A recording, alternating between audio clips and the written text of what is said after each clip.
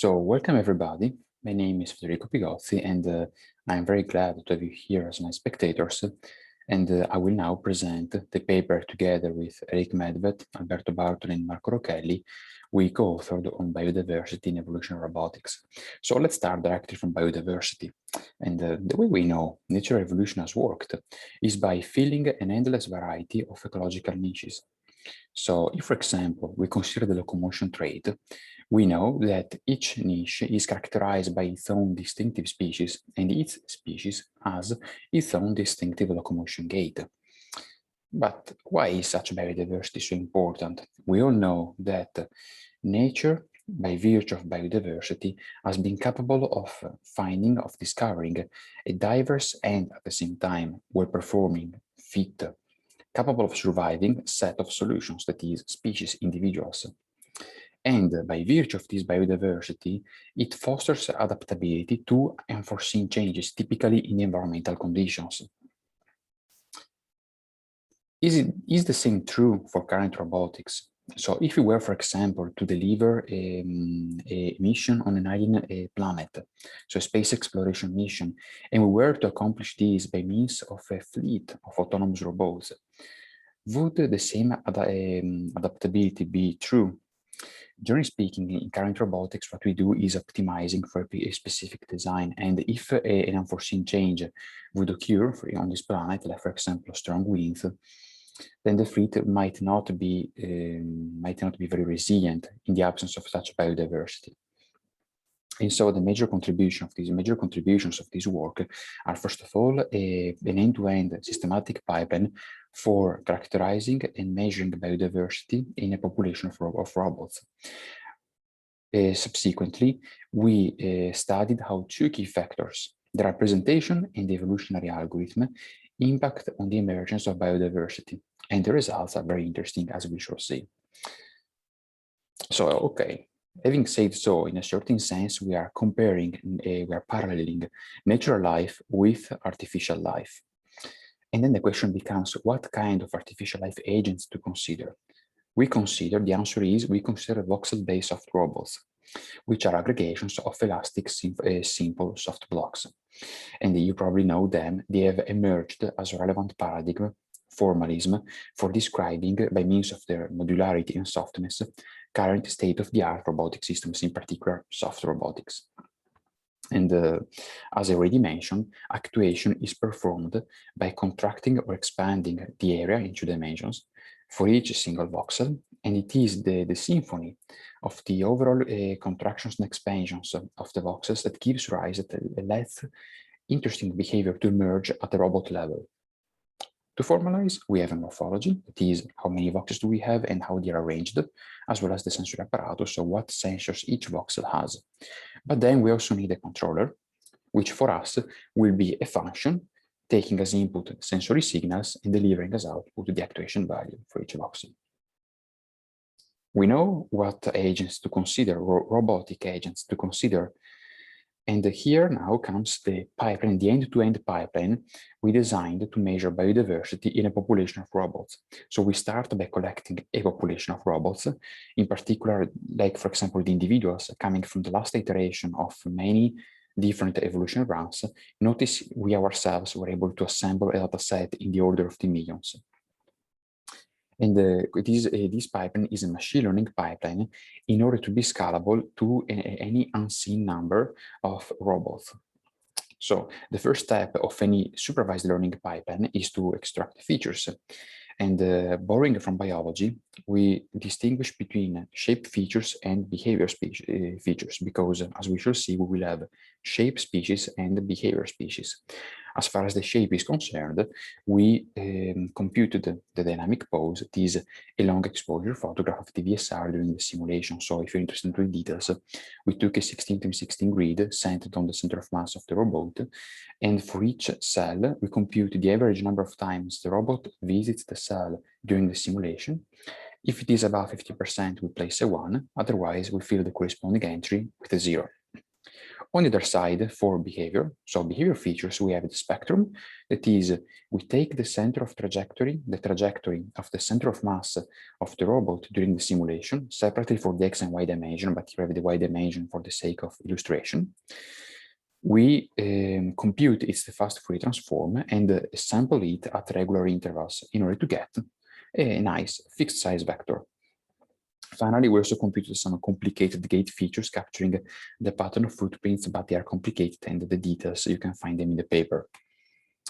So subsequently, just like a biologist would do, we had a manual expert, a manual observer, a human expert manually labeling each of the individuals into a shape and the behavior species. So for the species, for the shape, our expert came up with 3 different shapes. We have the blob species, which is kind of elongated, roundly shaped with no peculiar features on it. The legged species having legs as protrusions extruding from the body that could potentially be used for locomotion, and a miscellaneous other category. For behavior, we had 4 species. We had a galloping species, so which basically alternates between lifting in the air, jumping in the air, and touching ground. A crawling species which inches forward as a caterpillar would do, a vibrating species which vibrates the voxel at a high frequency, producing a high amount of kinetic energy, and finally an idle species that basically sits there and does nothing. So to summarize, we have a total of 3 labels for shape times 4 labels for behavior, ending up with a total of 12 species. Finally, we train our machine learning classifier on the label data. A random forest for us would be the classifier, which can be used as an off-the-shelf inference model for unseen instances. And in this way, we're able to classify our overall data set and get a very large database of labeled robots. But then, how do we describe the biodiversity for such a data set? Once again, we borrow from biology and adopt the well-established in the ecological literature Simpson index. So the denominator, as you can see, roughly speaking, measures the probability that 2 individuals picked at random will belong to the same species. And notice here, we take the inverse in such a way that higher levels of the index correspond to higher values of biodiversity. To illustrate, here we have 3 population examples. The first one, as you can see, has been polluted by the right species. So its biodiversity index is quite low. The second one is better because we have 2 evenly distributed species, but there are just 2 of them. So the relative abundance of species is not very high. And finally, we have here a virtuous example of population evenly spread among many different species, so the values of the index is high. Now, we have a systematic pipeline for computing and describing biodiversity in a population of robots. But how can we design a representation that can be optimized by means of evolutionary computation and at the same time let biodiversity to emerge, because this is what we want to achieve? And the most sensible solution is, of course, to jointly evolve the morphology and the controller to let biodiversity emerge both along the shape, physical embodied axis, as well as the rational controller axis. And notice this is a task that is well known to be difficult inside the evolution robotics community. So for us, the representation will be a direct encoding, that is a numerical vector, which is itself the concatenation of a morphology vector and a controller vector. The controller vector, as we shall see later on, is speciated into 2 different variants. So we have two different controller representations, but the morphology vector is going to be the same for both. And here comes the morphology representation. So it is basically a 5x5 grid of floating point numbers constrained to be 0 and 1. 5 is the maximum allowable size for our robots. We take those numbers that are above 0.5 and we retain the largest connected component of them, filling it with appropriate voxels. So, as I already mentioned, the first axis of variation for our study, first axis of the dimension of interest will be the controller representation and how biodiversity changes according to it.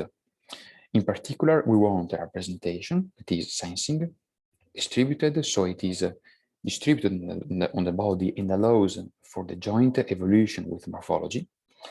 It is an artificial neural network because they have many properties, and in particular for us, we will have one neural network for every voxel.